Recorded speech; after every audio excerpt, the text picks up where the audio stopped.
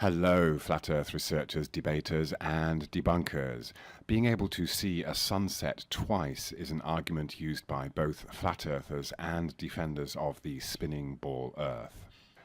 Anyone can make this observation with a clear view across the surface. We just watch the sunset while we are on the ground or at ground level, sea level. And then once the sun has set, we can rise up to a higher elevation and see the sun come into view again and watch it set again. So let's have a look at both of these scenarios from the ball Earth perspective and the flat Earth perspective and see which one is more logical, which one makes more sense. So let's have a look at the ball Earth scenario first, where we are on top of our ball looking straight ahead at the sunset. Of course, the first problem we have when representing this in a two-dimensional external frame of reference is that we cannot do anything to the scale that it is said to be in the heliocentric model, in which we are on a tiny Earth looking at a massive sun 93 million miles away. So it is just assumed or calculated with mathematics that the sun appears smaller just because it's much, much further away. And we are led to believe that we see the sun set because we are on a ball that is rotating away from the sun. So here we are on top of the spinning ball Earth, looking straight ahead, represented by the green arrow. And as we rotate, the sun sinks below our horizon, apparently. So when we rise up from the ground to see the sun set again, represented by the red arrow, this means that we essentially have to be looking down the curve of the ball Earth in order to see the sun again, as the Earth continues to rotate, and we see the sun sink below our horizon once again. Of course, the assumption here is that the horizon is created by the physical form of the land. We see a flat horizon in front of us, but we are told or led to believe that this is due to the curvature of the Earth dropping away from us. So logically, when we rise up to see the second sunset, we are then looking down further to see the sun set once more. But from the flat earther's point of view, it is understood that the relative size and distance of the sun is something that can be described in the language of mathematics and only assumed because we cannot physically measure the distance from the Earth to the sun. And it is also understood that when a representation of the Earth and the sun in the heliocentric model is presented in this two-dimensional format with an external frame of reference, it is not taking into account the observations we can make with anything else in the sky that appears to head down towards the horizon as it becomes further away from us while maintaining a consistent height above the Earth.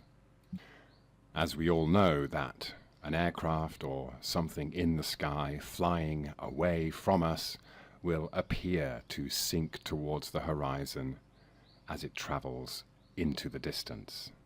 This is simply an indisputable fact of how a landscape appears to us when we look directly ahead.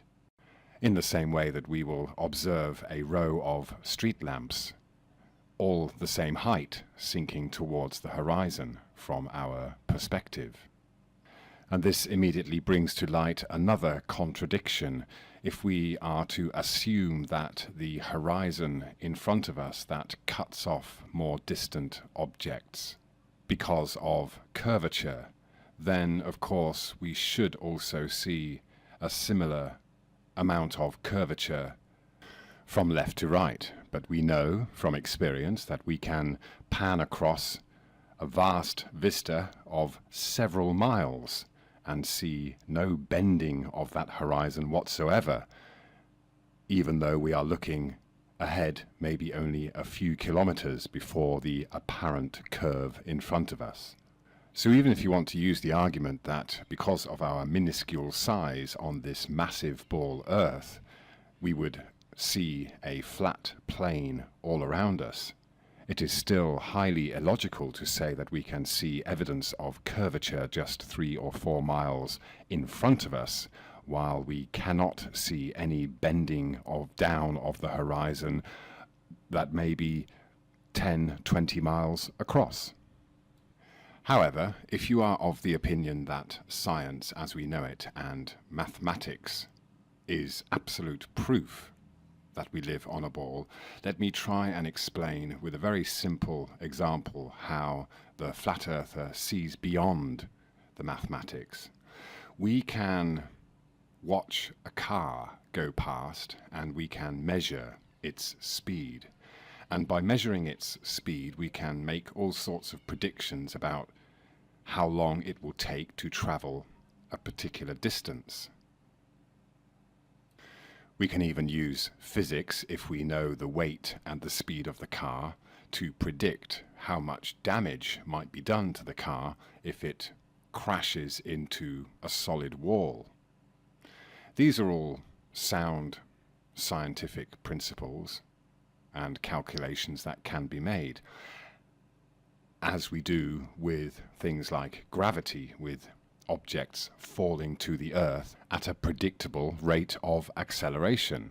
This is not denied by flat earthers, but what is understood is that it has never been proven that the mass of the earth alone is what creates that pulling force.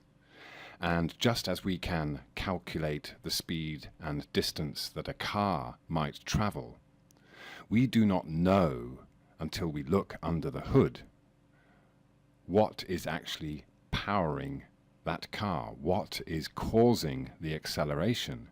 It could be a combustion engine, it could be an electric motor, it could be something else.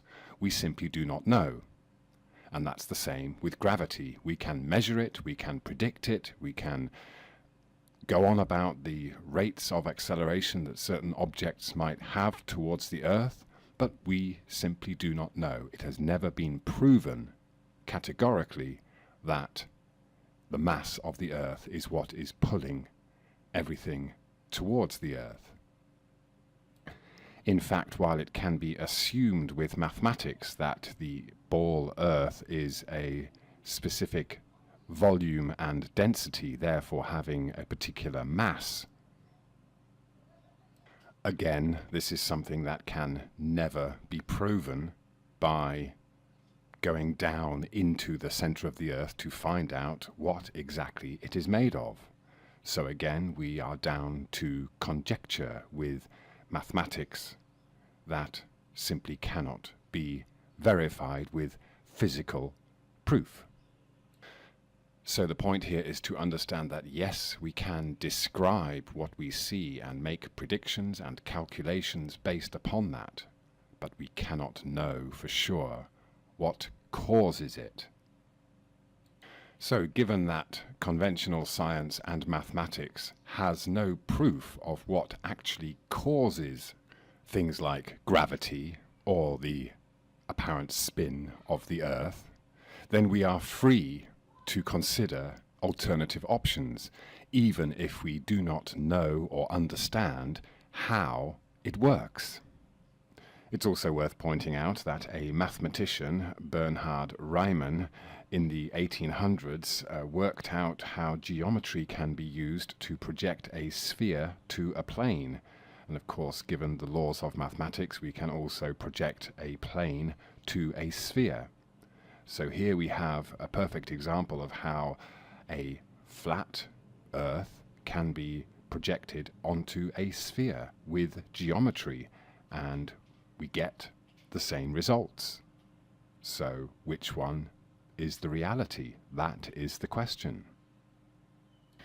So then, people who are genuinely interested in knowing for themselves what happens with horizons will go out and experiment, and when they do, they will observe that it is light bending or diffracting that causes horizons over a flat surface, as we can see here with the runner's legs being cut off at a short distance when the camera is at ground level, and we can see the light playing tricks and creating optical illusions and cutting off all the objects in the distance, even though we know there is no actual physical curvature.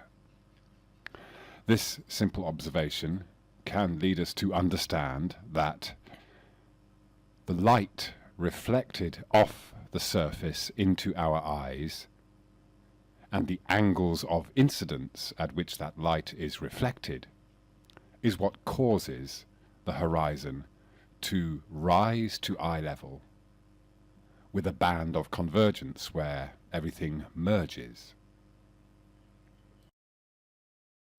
So with all this in mind, especially the fact that the horizon for any observer is always at that observer's eye level, give or take some refraction, diffraction, and what have you, let's watch some drone footage of a sunset filmed at an altitude of about 80 feet.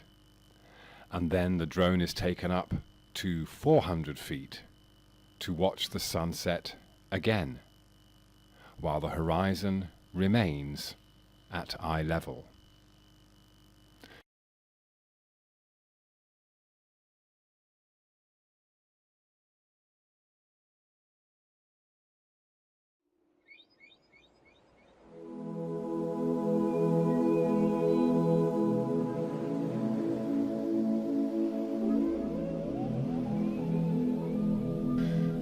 And then it's up to you to decide what you know